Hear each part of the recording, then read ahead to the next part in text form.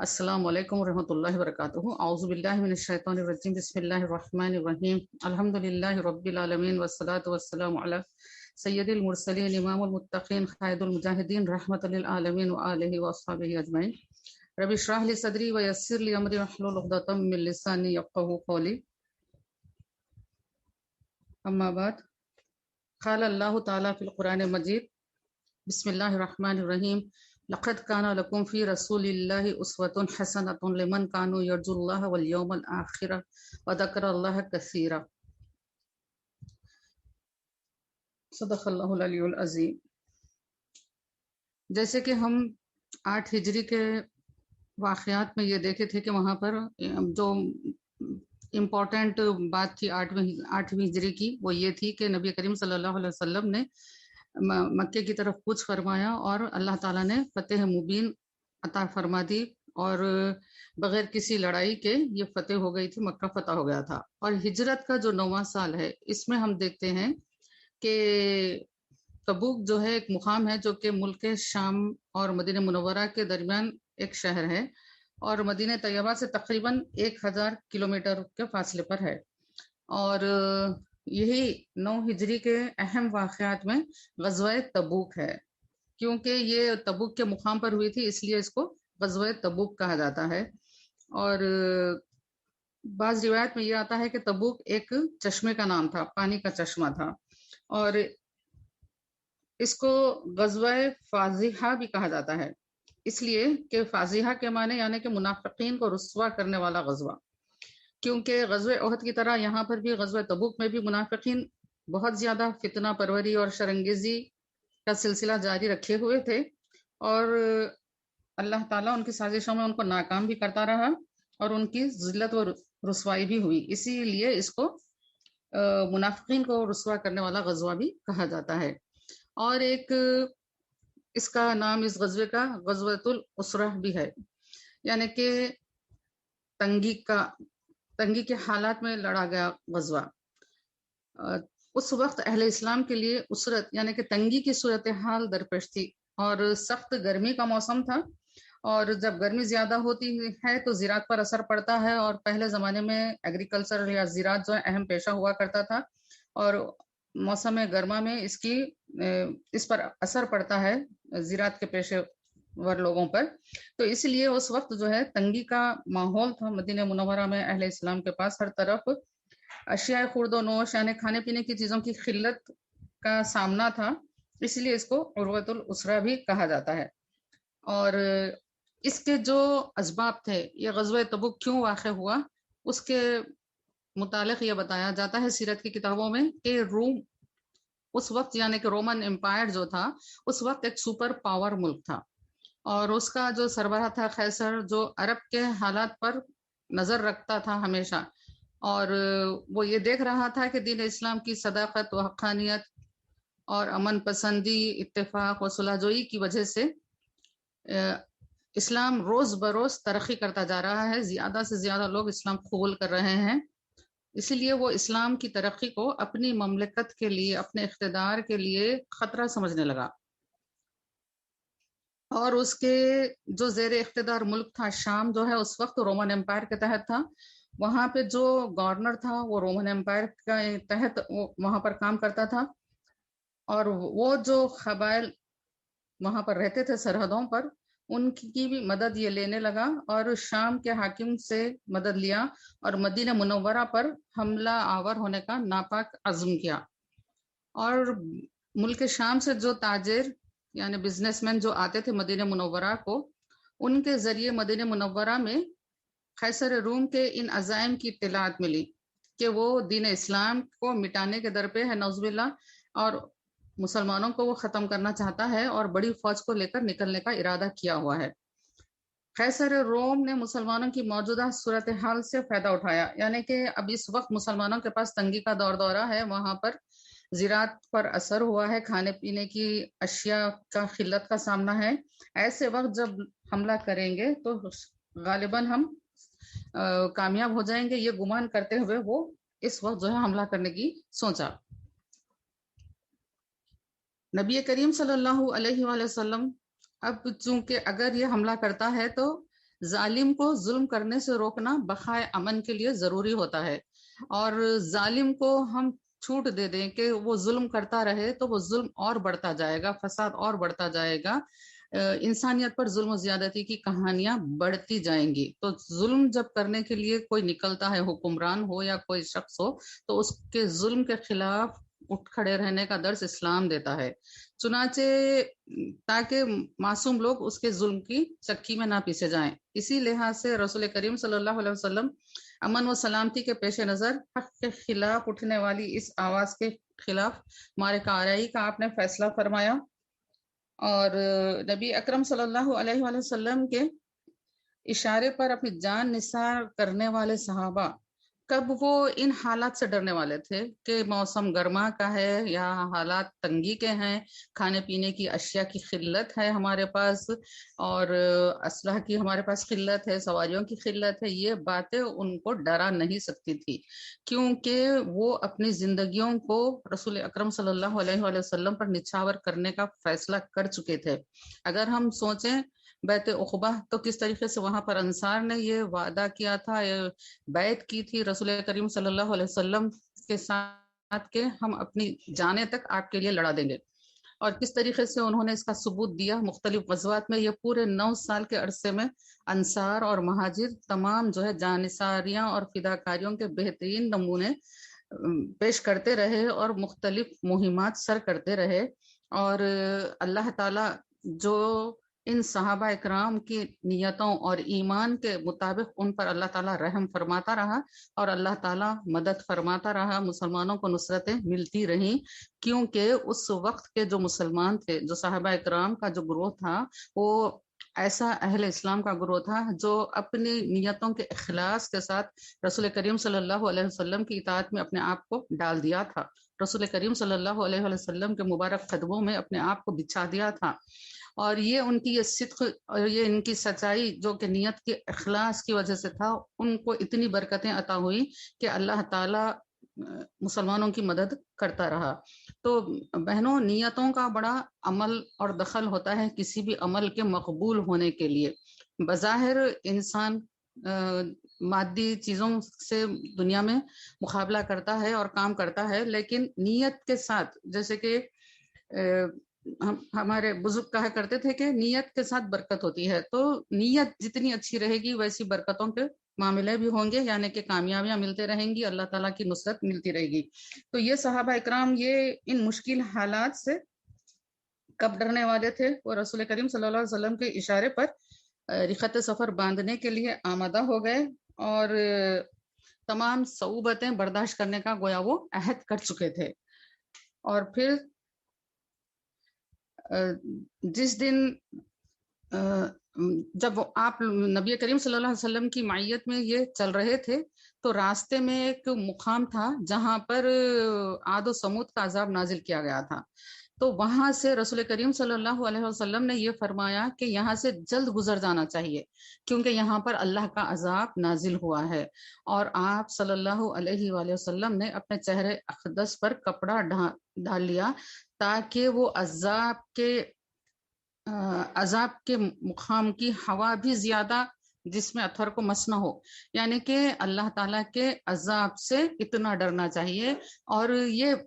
چیز ہم کو یہ بتا رہی ہے کہ مقامات کی تاثیر بھی ہوتی ہے، کوئی اچھا مقام ہو تو وہاں کی بھی تاثیر ہوتی ہے، جو خراب اگر مقام ہو جہاں پر اللہ کا عذاب نازل ہوا ہو تو اس کی بھی تاثیر ہوتی ہے، اسی لیے وہاں پر ٹھہرنے کا حکم نہیں دیا گیا، آہستہ چلنے کا حکم نہیں دیا گیا، اور وہاں سے جلد کوچ کرنے کا حکم رسول کریم صلی اللہ علیہ وآلہ وسلم نے فرمایا۔ حضور اکرم صلی اللہ علیہ وآلہ وسلم صحابہ اکرام کے ہمراہ جب تبوک پہنچے تو آپ صلی اللہ علیہ وآلہ وسلم نے وہاں نماز ادا فرمائی اور خطبہ ارشاد فرمایا۔ پھر آپ صلی اللہ علیہ وآلہ وسلم نے ہرقل کے نام ایک مکتوب گرامی روانہ فرمایا، اور اسلامی لشکر کے رومی سلطنت کے سرحد پر آ جانے کی جو ہی خبر پہنچی، رومی فوجیں ان اہل اسلام، اہل حق کے مقابلے کرنے کی جرت نہ کر سکے، اور انہوں نے اپنی شکست تسلیم کر لی، اور وہ بغیر کسی لڑائی کے اختتام کو یہ غزوہ پہنچا، اور اس کے نتیجے میں یہ ہوا کہ سرحد پر آباد کئی قبائل نے اہل اسلام سے صلح کی پیشکش کی، اور یہ سب اطاعت گزاری پر راضی ہو گئے۔ تو اس طریقے سے دیکھیے کہ اللہ تعالیٰ نے کس طریقے سے مسلمانوں کو فتح نصیب فرمائی، اور نبی کریم صلی اللہ علیہ وآلہ وسلم نے حضرت خالد بن ولید کی قیادت میں ایک دستہ دومنتل جندل کی طرف روانہ فرمایا، اور وہاں کے حکمران کا قلعہ قبضے میں آ چکا تھا، اور وہاں کے حکمران کو گرفتار کر کے حضور پاک صلی اللہ علیہ وآلہ وسلم کی خدمت میں پیش کیا گیا۔ رحمت عالم صلی اللہ علیہ وآلہ وسلم نے انہیں پروانہ امان عطا فرمایا اور ان پر جزیہ مقرر فرمایا۔ اور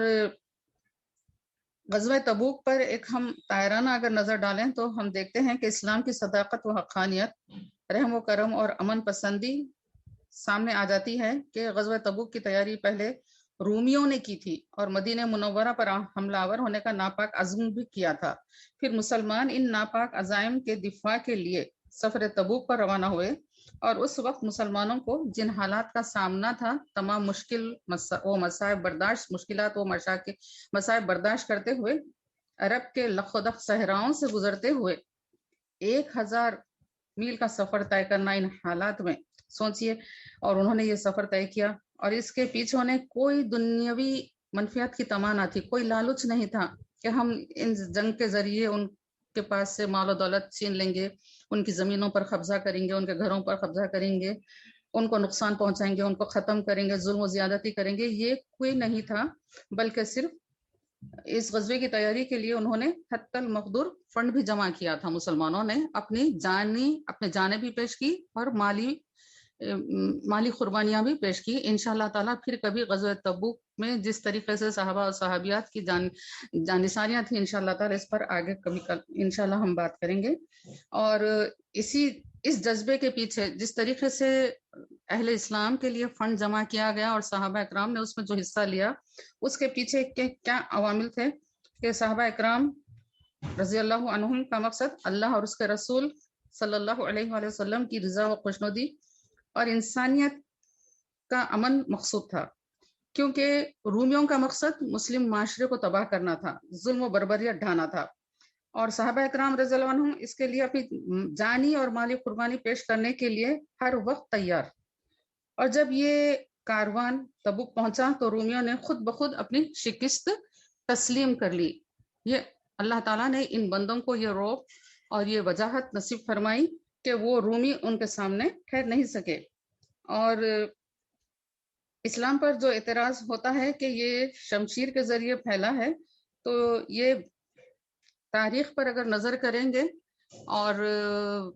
غیر جانبدارانہ طور پر سیرت طیبہ کا مطالعہ کریں گے تو یہ بات سامنے آتی ہے کہ مسلمانوں نے کبھی بھی تلوار کی زور پر دین کو پھیلایا نہیں ہے، کبھی بھی تلوار کی زور پر مسلمانوں نے کسی جگہ پر قبضہ نہیں کیا ہے، بلکہ مسلمانوں نے، اہل اسلام نے نبی کریم صلی اللہ علیہ وآلہ وسلم کی سپہ سالاری میں جو غزوات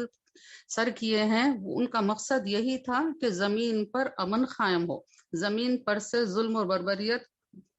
والے حکمرانوں کی سرکوبی کی جائے، تاکہ وہ معصوم انسانوں کی جان و مال کے در پہ نہ ہو۔ اسی کے خلاف اسلام کا تصور جہاد بھی ہے، اور رسول اللہ صلی اللہ علیہ وسلم کی سیرت طیبہ کے درخشاں پہلو بھی ہیں، اور اس کے پیچھے رسول کریم صلی اللہ علیہ وآلہ وسلم کے اخلاق حسنہ ہیں، جس کی وجہ سے اسلام بہت تیزی کے ساتھ پھیلا، اور رسول کریم صلی اللہ علیہ وآلہ وسلم کے بعد خلفائے راشدین کا عدل و انصاف ہے، مساوات ہے، اور آپ لوگوں کا زہد و تقوی ہے، اور مسند خلافت پر بیٹھنے کے باوجود سادگی کے ساتھ زندگی گزارنا، اور اپنے لیے کم سے کم مال و اسباب کے ساتھ زندگی گزارنے کے حدود مقرر فرمانا، ان خلفائے راشدین کے وہ گوہر نایاب ہیں جن کی وجہ سے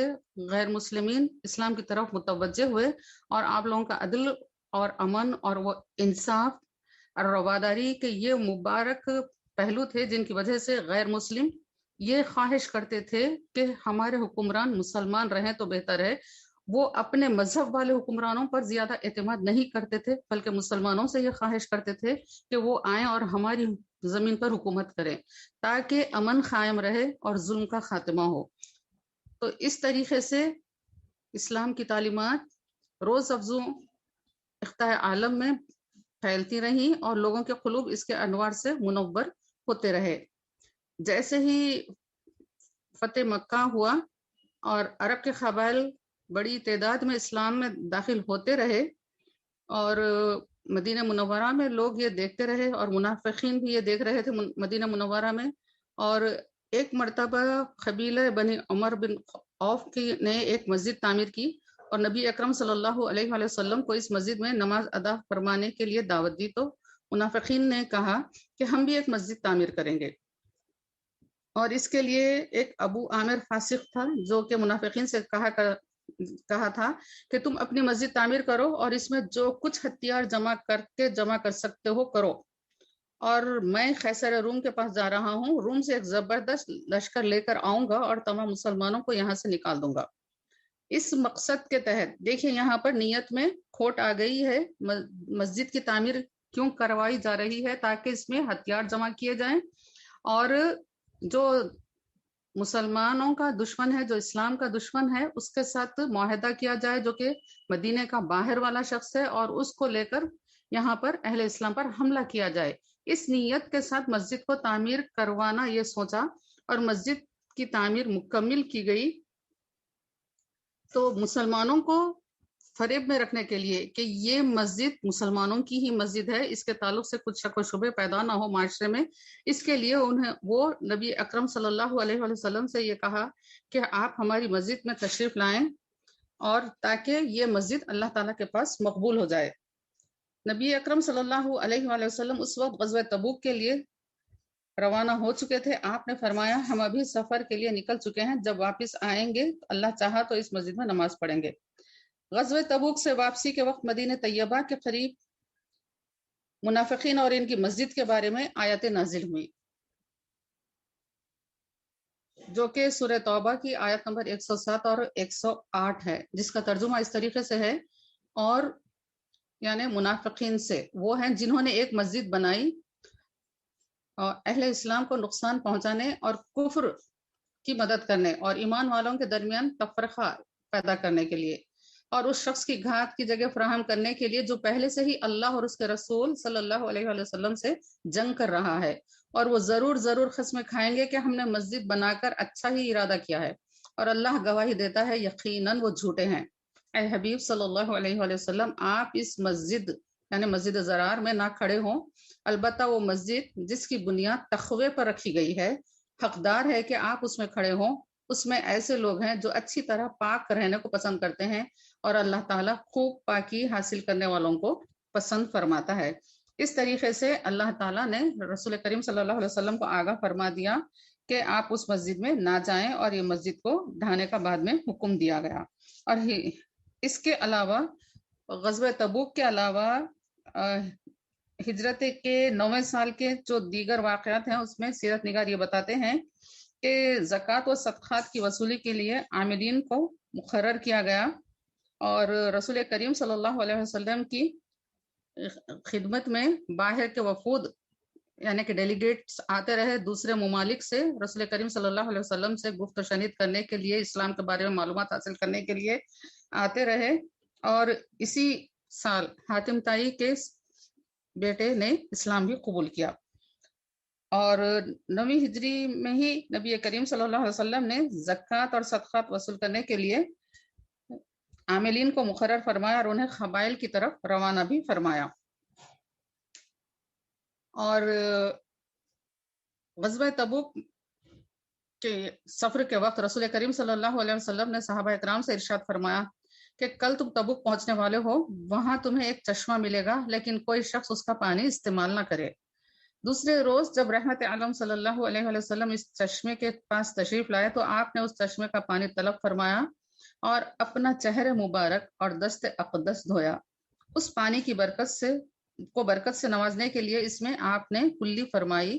اور حکم فرمایا کہ اسے چشمے میں ڈال دیا جائے۔ نبی اکرم صلی اللہ علیہ وآلہ وسلم کے وضو کے مبارک پانی کی برکت سے وہ چشمہ پانی سے ابلنے لگا، اور 30,000 افراد پر مشتمل لشکر نے اس سے سیرابی حاصل کی۔ اس طریقے سے نبی اکرم صلی اللہ علیہ وسلم کے لعاب دہن کی برکت یہاں پر ظاہر ہوئی،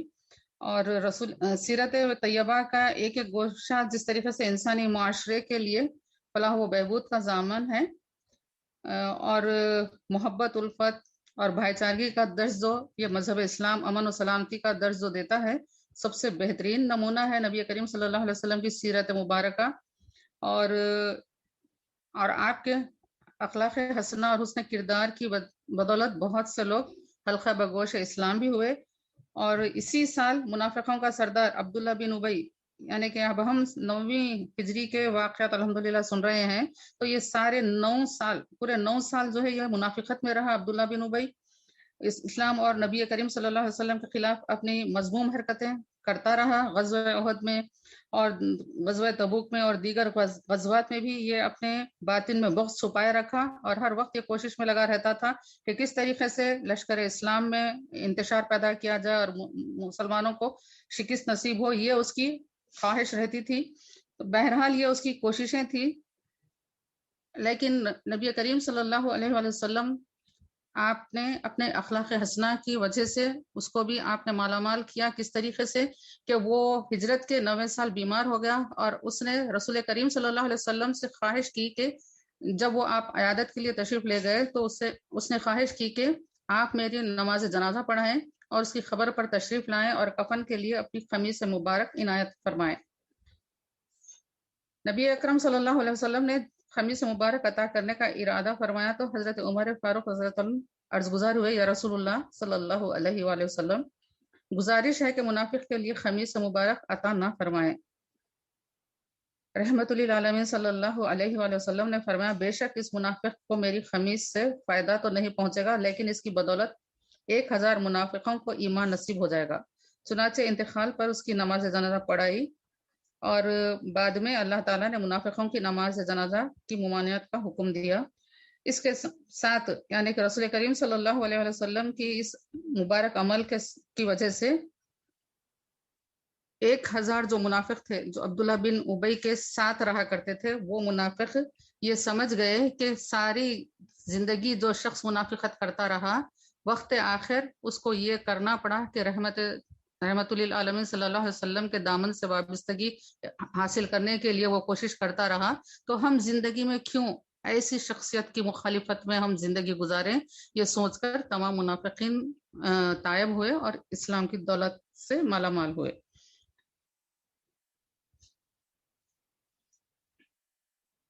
اور اس طریقے سے پھر ہم دیکھتے ہیں کہ رسول اللہ صلی اللہ علیہ وسلم کے اخلاق کریمانہ کی وجہ سے اسلام زور پکڑتا گیا اور لوگ اسلام میں داخل ہوتے رہے، اور اسلام حسن کردار سے دلوں کو اپنی طرف موہ لیتا رہا، اور امن و سلامتی پر مشتمل اپنی مبارک تعلیمات سے ہر کسی کو متاثر کرتا ہے۔ اس طریقے سے اسلام کی کرنیں دنیا پر پھیلتی رہیں اور لوگوں کے قلوب نور ایمان سے منور ہوتے رہے۔ اللہ تعالی ہم سب کو بھی ایمان کی زندگی عطا فرمائے اور رسول اللہ صلی اللہ علیہ وسلم کی اطاعت میں زندگی گزارنے کی توفیق نصیب فرمائے۔ وآخر دعوانا الحمد للہ رب العالمین۔